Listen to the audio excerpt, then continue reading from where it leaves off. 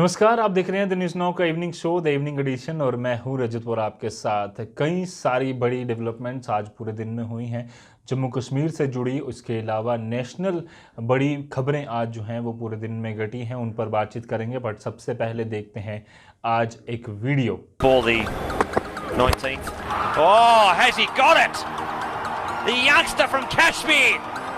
It's gone back to Kashmir. Boom!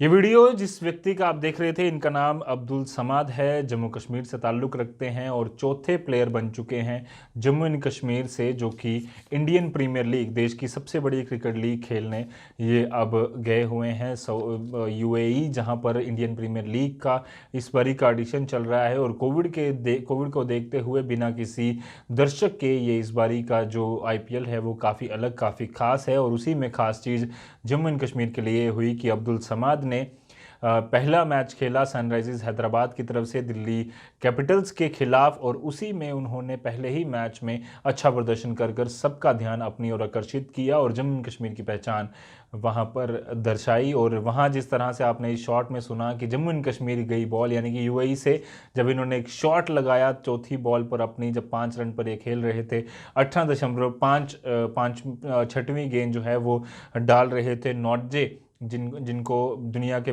तेज़ bowlers में से एक माना जाता है। और एक शानदार छक्का जब इनके बैट से निकला तो हर किसी की ज़ुबान पर था कि जम्मू एंड कश्मीर से जो लड़का आया है ये काफ़ी दूर पहुंचेगा। हम भी यही उम्मीद करते हैं, इनके घर वाले काफ़ी ज़्यादा उम्मीद रखते हैं कि ये इंडिया के लिए एक दिन खेलेंगे और हमारे जम्मू एंड कश्मीर का, अपने परिवार का नाम रोशन करेंगे। ऐसे टैलेंट की जम्मू एंड कश्मीर में कोई कमी नहीं है, ये सब मान चुके हैं। चलते हैं अगली खबर की ओर। आज बात करेंगे कोरोना वायरस के कितने केसेस आए। तो नए 975 पॉजिटिव केसेस पिछले 24 घंटे में रिपोर्ट किए गए, 578 जम्मू से, 407 कश्मीर संभाग से। वहीं दूसरी खबर की बात करें, 1355 नए लोग जो पिछले 24 घंटे में लोग जो हैं वो रिकवर हुए हैं, जिनमें 790 जम्मू में, कश्मीर संभाग से 565 लोग ठीक हुए, रिकवर हुए। मौतों का आंकड़ा 11 जम्मू से, 6 कश्मीर से, कुल मिलाकर 17। वहीं कोविड के टेस्ट की संख्या की बात करें तो 16,22,775 कोविड के टेस्ट अभी तक कर लिए गए हैं। 75,070 लोग टोटल पॉजिटिव आए हैं। 17,017 लोग ही अभी एक्टिव रह चुके हैं और 56,872 लोग ऐसे हैं जो रिकवर कर अपने घर भेजे जा चुके हैं। मौतों का आंकड़ा 1181 का है पूरे जम्मू एंड कश्मीर में। वहीं इसके अलावा बात करें, लेफ्टिनेंट गवर्नर मनोज सिन्हा साहब ने एक पेशकश की है कि जम्मू एंड कश्मीर के किसी भी व्यक्ति को अगर इमरजेंसी में इवैक्यूएशन की ज़रूरत पड़ती है, यानी कि मेडिकल इमरजेंसी में उसे एक जगह से दूसरी जगह ले जाया जाना अगर ज़रूरी पड़ता है, तो जो गवर्नर हाउस का, जो राजभवन का अपना चॉपर है, वो उनके लिए पूरी तरह से तैयार है। यानी कि एक तरह से वो एश्योरिटी दे रहे थे कि Jammu and Kashmir government, Jammu and Kashmir administration पूरी तरह से आम जनता के साथ है, किसी भी तरह की प्रॉब्लम उसमें ना हो। इस चीज़ को ध्यान में रखकर एलजी साहब ने कहा कि power restoration, food security, snow cutting, क्योंकि सर्दी आने वाली है, स्नो कटिंग और वाटर सप्लाई और रोड कनेक्टिविटी, इन चीज़ों पर खासा ध्यान दिया जाना चाहिए। और कोई भी व्यक्ति जो एडमिनिस्ट्रेटर है, जो इस समय किसी पावर पर है, वो अपनी पावर का गलत इस्तेमाल ना करे और सही इस्तेमाल करते हुए आम जनता को फ़ायदा दे। इस पर एलजी साहब ने ज़्यादा जोर दिया। और आपको बता दूं कि 1352 करोड़ का एक रिवाइवल फाइनेंशियल पैकेज जो है वो बिजनेस कम्युनिटी के लिए कुछ दिन पहले एलजी साहब ने श्रीनगर में अनाउंस किया था और आज उस पर मोहर लग चुकी है जम्मू एंड कश्मीर गवर्नमेंट की। एक ऑर्डर के तहत 1352 करोड़ का ये जो रिवाइवल पैकेज है, इस पर मंजूरी मिल चुकी है जम्मू एंड कश्मीर की गवर्नमेंट द्वारा, यूटी गवर्नमेंट द्वारा, जिसमें कि अलग अलग पहलुओं पर काम किया जाएगा, जिसमें 950 करोड़ रुपया 5% सबवेंशन दिया जाएगा उन बिजनेसेस को जो जम्मू एंड कश्मीर में सफ़र कर रहे हैं। इसके अलावा गरीब वर्ग, जिसमें कि आर्टिस्ट जिनको काम नहीं मिल रहा, जो ऑटो रिक्शा वाले, सूमो ड्राइवर्स या बाकी जितने भी चालक हैं, उनके लिए भी 1-1 हज़ार रुपये का प्रावधान इसमें रखा गया है। इसके अलावा बिजली और पानी के बिल में फिक्स जो चार्जेस हैं उसमें 50% की कटौती की भी बात की गई है। और वो सारे जो कटिंग्स हैं 50% डिस्काउंट जो है ये सिर्फ उन्हीं लोगों को दिया जाएगा जो बिजनेस कम्युनिटी इंडस्ट्री से कॉमर्स से जुड़े हुए लोग हैं। इसके अलावा कई सारी और महत्वपूर्ण चीज़ों पर इस पैकेज में बात हुई है। और सबसे महत्वपूर्ण चीज़ ये है कि कौन सा काम किस डिपार्टमेंट द्वारा किस एजेंसी द्वारा किया जाएगा ये भी इस ऑर्डर में मेंशन किया गया है और कितने समय में किया जाएगा। फॉर एग्जांपल 1 हफ्ता, 1 महीना, 2 महीने, 3 महीने, कितना समय एक चीज़ को कंप्लीट करने के लिए और कब तक वो कंप्लीट होना चाहिए वो इस ऑर्डर में मेंशन किया गया है। उम्मीद करते हैं कि इसका फ़ायदा आम जनता को, बिजनेस एस्टेब्लिशमेंट्स को ज़रूर होगा।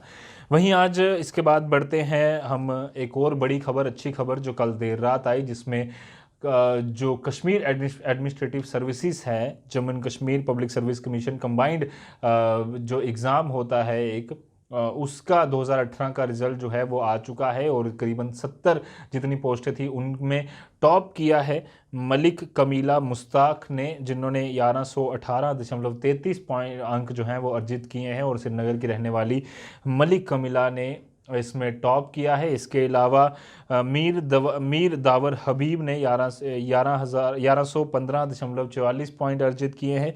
दीक्षा रैना ने 1111.88 पॉइंट, मनीष सूदन जिन्होंने 1111.75 पॉइंट और साहिल अब्रोल 1110 पॉइंट के साथ 5वें नंबर पर। ये 5 टॉपर्स जम्मू एंड कश्मीर से केएस एडमिनिस्ट्रेटिव सर्विसेज का एग्जाम क्लियर कर अब अलग अलग ओहदों पर इन्हें नियुक्त किया जाएगा और मेडिकल एग्जामिनेशन के लिए इन्हें बुलाया गया है। और इसमें छोटी सी फीस जो होगी इन्हें देनी होगी। और जम्मू एंड कश्मीर के जो सबसे बड़ी जॉब मानी जाती है आईएएस के बाद Jammu and Kashmir administrative services, उसमें ये लोग कार्यरत होंगे। और एक गर्व का क्षण इन सब परिवारों के लिए, हम इन 70 के 70 कैंडिडेट्स को, इन 70 के 70 कश्मीर एडमिनिस्ट्रेटिव सर्विसेज के होनहार जो आने वाले एम्प्लॉयज़ हैं उनको हम बधाई देते हैं और जम्मू एंड कश्मीर की तरक्की के लिए लोग काम करें, यही हम मनोकामना करते हैं।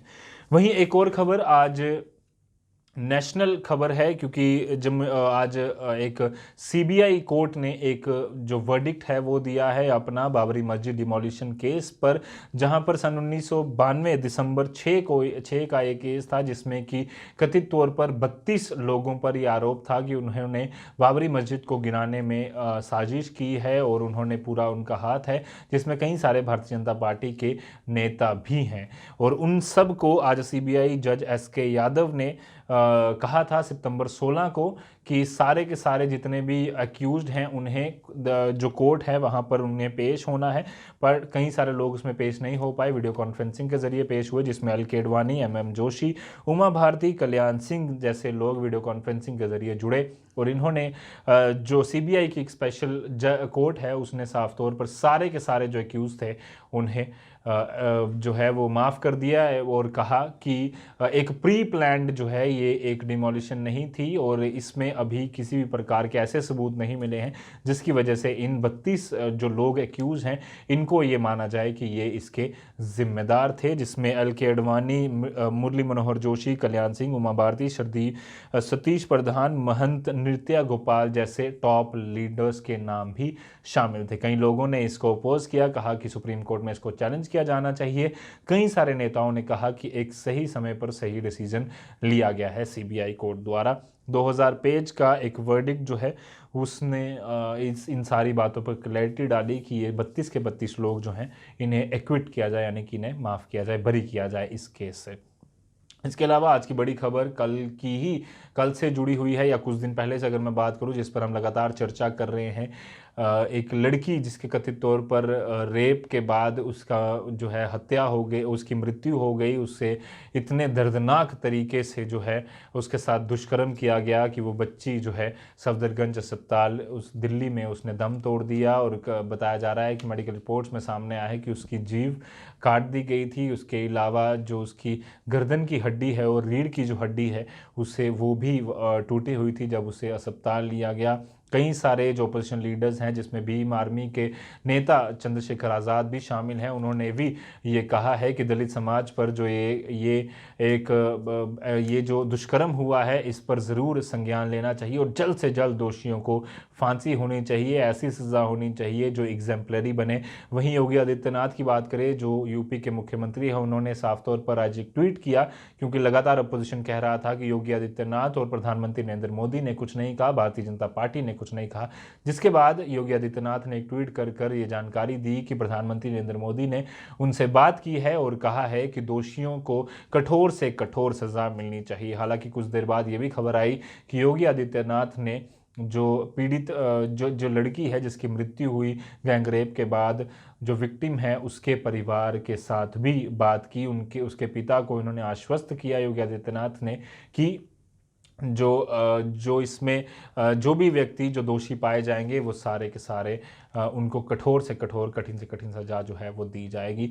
वहीं इससे पहले अगर दिन भर की चर्चाओं की बात करें जो इसी मुद्दे पर चलती रही, वो सबसे ज़्यादा ये चली कि कल जो देर रात एक वाक़या सामने आया जिसमें कि कई सारे कथित वीडियोज़ ये कहती हैं कि जो फैमिली थी, जो परिवार था उस लड़की का, उससे जो है उसकी शव को, महिला के शव को, गैंगरेप जिसके साथ हुआ, दुष्कर्म जिसके साथ हुआ, उसके शव को, महिला के शव को उसके परिवार वालों को नहीं दिया गया और बिना घर वालों को लड़की दिखाए हुए, उस शव को बिना दिखाए हुए अंतिम दर्शन भी नहीं करने दिए और देर रात हिंदू रीति रिवाजों के विरुद्ध रात को 2-2:30 बजे के करीब जो है उसका जो शव था उसका अंतिम संस्कार कर दिया गया और पूरा परिवार कथित तौर पर एक कमरे में बंद कर दिया गया था पुलिस द्वारा। जिसके बाद पुलिस की इस मंशा पर भी लगातार सवाल उठ रहे हैं।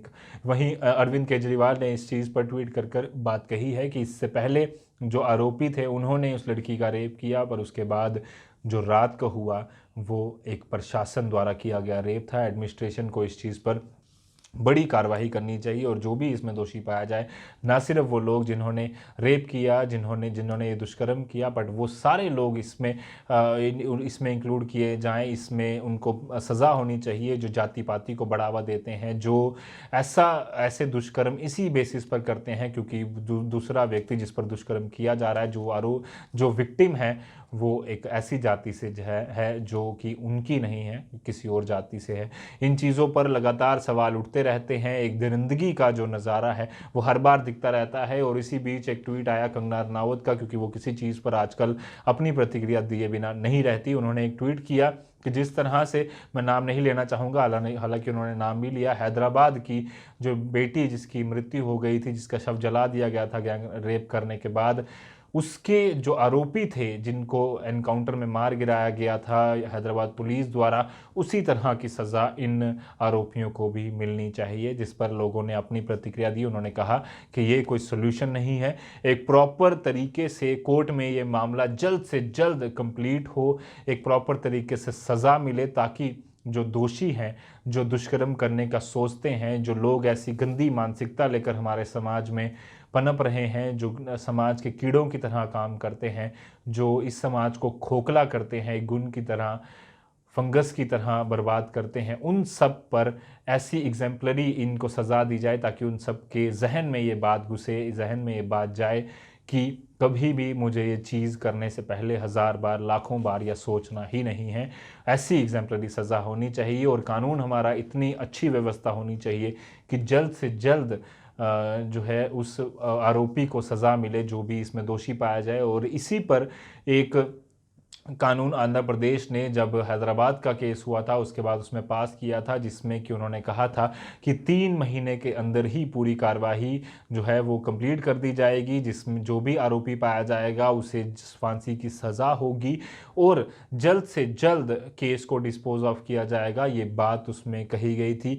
क्या ऐसा कोई कानून हमारे जम्मू एंड कश्मीर में, देश में चाहिए? ये एक बड़ा सवाल है जिस पर आप लोगों की प्रतिक्रिया काफ़ी ज़्यादा ज़रूरी है, क्योंकि कई सारे ऐसे देश हैं हमारे पूरे वर्ल्ड में, ग्लोब में, जो कि वही सज़ा उस व्यक्ति को देते हैं जो कि उसने दुष्कर्म किया होता है।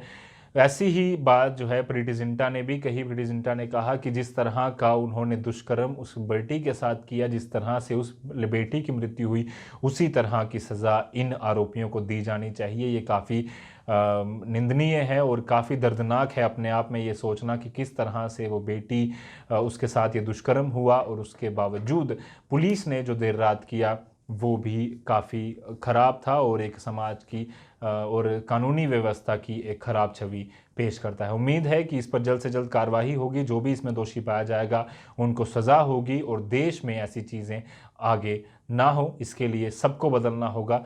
समाज को, अपने घर को, अपने परिवार को, अपनी जुडिशरी को, एक व्यक्ति की मानसिकता को सब बदलेंगे तभी ये समाज सुधर पाएगा। दीजिए इजाज़त फिलहाल के लिए आज के इवनिंग एडिशन शो से। मुझे और मेरे कैमरामैन कमल सिंह को। ऐसे और अपडेट्स के लिए द इवनिंग एडिशन के रोज शो के लिए 9 बजे आपको जुड़ना है। जुड़ते रहिए, देखते रहिए द न्यूज़ नाउ। धन्यवाद।